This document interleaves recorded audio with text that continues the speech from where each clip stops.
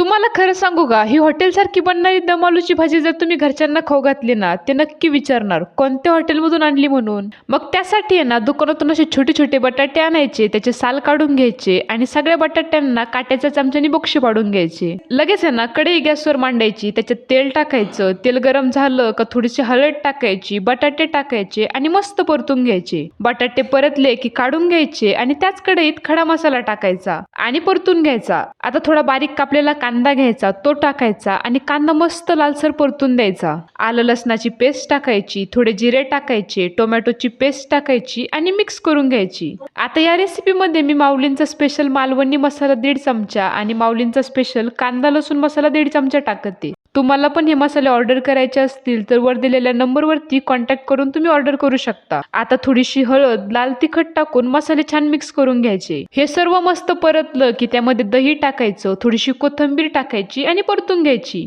लगेच आहे ना बटाटे टाकायचे. घरात खायला किती लोक आहेत बघायचं आणि त्याच्यानुसार पाणी टाकायचं आणि हे मिक्स करून थोडंसं मीठ टाकायचं आणि झाकण ठेवून भाजी 10 मिनिटं मस्त शिजून द्यायची. आता 10 मिनिटांनी झाकण काढायचं, बघायचं भाजी शिजली आहे का नाही. भाजी शिजली असली तर लगेच वरून कसुरी मेथी आणि कोथिंबीर टाकायची आणि घरच्यांकडून आपली तारीफ करून घ्यायची.